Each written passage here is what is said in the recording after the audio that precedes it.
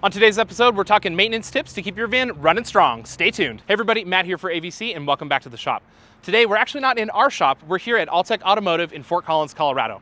And the reason we're off-site and here at a professional mechanic shop is I'm selling my beloved 2022 Transit.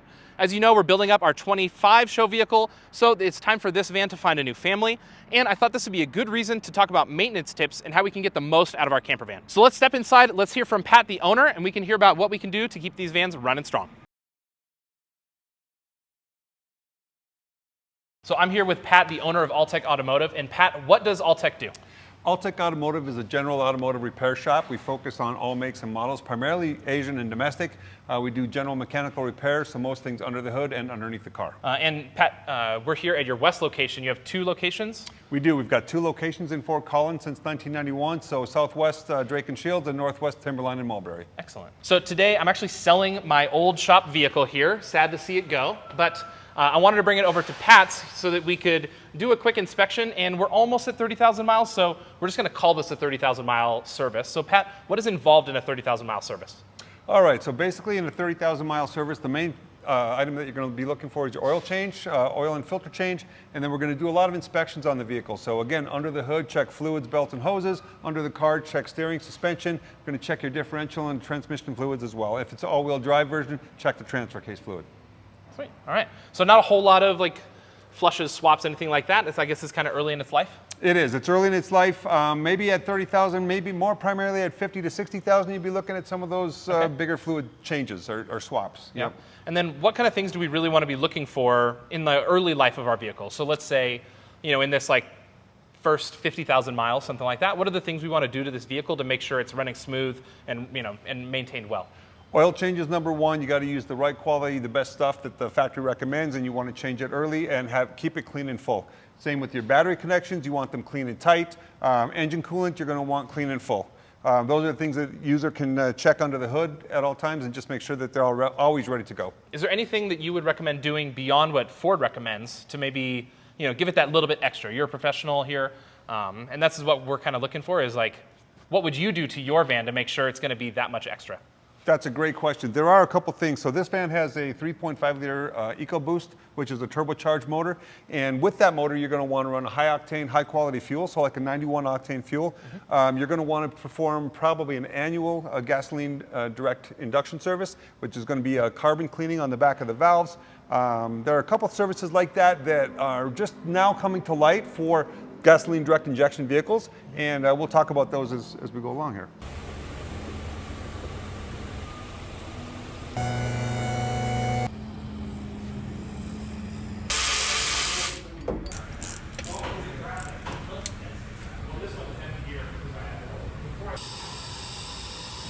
Dane, do you have this open on your computer? So Dane just finished our inspection on the vehicle, and Dane, what did you find? So it's a pretty low mileage vehicle. We didn't find a lot wrong. Everything looked pretty good. We checked all the fluids, checked the differential, transfer case. Everything checked out good. Under the engine looked good. All your fluids were full. Nothing seemed out of place at this time. Okay, well that's good. So, I guess we're keeping things maintained well, which is good. And it's a pretty low mileage vehicle, so we don't expect to see a whole lot here. But at this point, what would you recommend to as a service or something a little bit extra to keep this van running smooth? So these motors, turbo motors, direct injection motors specifically are known for valve carboning. Okay. And so one of the ways to combat valve carboning is to run an induction service. And this is a BG product. This is a fuel additive. It's got nitrogen in it, and it helps to clean out injectors and fuel lines. The other two are for cleaning valves. They go in through the throttle body, and then they help to clean the carbon buildup off the top of the valves. Normally on a vehicle that's not direct injected, the injectors would spray onto the valves, and that would keep the valves clean. With a direct injected engine, it sprays directly into the cylinders, so you get no fuel to the top of the valves, which then leads to valve carboning issues. Okay. So every 15 to 30,000 miles, I would recommend that you do an induction service just to keep your motor clean and operating to its best capacity. Okay. And so recently, even Ford and GM have started to back these products and have picked them up and started to actually recommend them every 15,000 miles in a different wrapper. So you'll see them wrapped in Motorcraft or AC Delco, but it's the same exact chemical. Okay. So they're saying every year or every 15,000 miles? Yep. Okay. And that's just to and service the fuel system. Exactly. It's more than servicing the fuel system. It's about servicing the valves. That's Okay. the important part. It's about servicing the carbon that builds up inside of these GDI vehicles. Yeah, so definitely regular engine oil changes are extremely important on these motors. They have a variable valve timing system. The variable valve timing system contains solenoids and phasers. The phasers are connected to the camshaft and they're driven by your timing chain. And they use oil pressure to actuate the chain and change the valve timing in the engine. Okay. And they're very susceptible to having small particulates or pieces of carbon plug up the passageways and cause the phasers to not function, and then that can get to be a pretty expensive repair. So staying up with the regular oil changes can help reduce your repair costs drastically. So change it early and often. Early and often, as much as you can. Well, not as much as you can. My recommendation on my car is every 5,000 miles. Yeah, okay. I don't care what the manufacturer says. I run synthetic in them, and I change them every 5K. Full synthetic Yep. and every 5. Yep. So I know that Ford recommends spark plugs at every 100,000 miles and to check your drivetrain fluids, so your automatic transmission fluid, transfer case, and differentials at about 150,000 miles. Is that something you recommend? Would you do something different than that? So honestly, the 100,000 mile spark plug change interval is about right. They're iridium plugs. They usually last pretty good. Okay. I wouldn't say anything bad about that. As far as the drivetrain fluids, the transmission, transfer case, differentials, with a van like this that's loaded and heavy and carrying a lot of weight, that's a very long interval to go without changing the fluid. My recommendation would be around 75 to 80,000 miles for those fluids, especially with the weight that this vehicle is carrying. Cool. And is that, I mean, would you recommend that for everybody with a van that's like built out a big camper like this and they're towing and doing like heavy duty usage? Even like maybe your like local commercial plumber that's going to have a heavily weighted down van? Absolutely. Yeah. Absolutely. And I mean, even on a standard car, 150,000 miles is a long interval on those fluids. Okay. So I know a lot of people that are watching our channel are going to be building their own vans, which means they're probably going to be more inclined to be doing some of their own maintenance. What are some things that like a home mechanic could do that you would say, okay, this is a good thing for them to do? But at what point do they need to come into a professional shop and have you guys do like a real service or do a little bit more?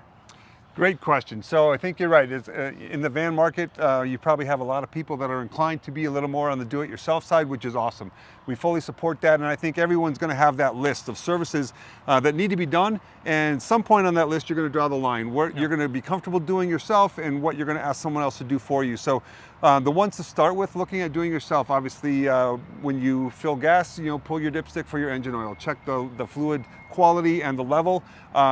If you can't access the battery, sometimes they're under the seat, but if they're under the hood, you can see them. You want to check the terminal connections, make sure they're clean and tight, not getting corroded, not getting loose. You want to make sure you maintain the proper air pressure in your tires for vehicle control and stability. You also probably want to check your coolant level in the radiator or the overflow tank, whatever is accessible to you. Make sure that also looks clean, not gunked up and full. These systems will basically keep the vehicle communicating properly. Beyond that, as you get into some of the other services that we're talking about today, like the gasoline induction service, direct injection service, that is something that you're going to see is requiring special tools and talent, some training, and that you probably will choose to have a shop do that, right? Okay. So, is there a certain time of year that's better to do a service like that? Like maybe like before your big summer season where you're going to be out camping, or at the end of your season before you put it away for the winter? So great question. As far as the vehicle is concerned, not necessarily, it doesn't really matter. But my own perspective is because you're in a vehicle like this, you're going to be maybe a little bit further away from home than necessary. Before you start your road trip season for camping or spring break or summer vacation, whatever it is, that's when you do it. And don't wait till the last day. Give it a couple of weeks so you have, just in case you find something, you have time to correct it before you get on the road. That is probably the best advice right there. Absolutely. Well, that is it for this episode. I want to say a huge thanks to Pat and his team here at All Tech Automotive. If you need a professional service done to your vehicle and you don't want to take it to the dealership, go ahead and look up All Tech Automotive. Their link is going to be in the description below and they can take care of you. If you have questions about the services we did here today or questions about what you can do for your van, let us know in the comments below and we'll do our best to help you out, or we'll get Pat linked in so that he can help you too. If you have some horror stories about what has gone wrong with your transit, that's the kind of stuff we want to hear and the community wants to hear too. So go ahead and leave those in the comments as well. If you found this content valuable, go ahead and hit like and subscribe, and we'll see you on the next episode.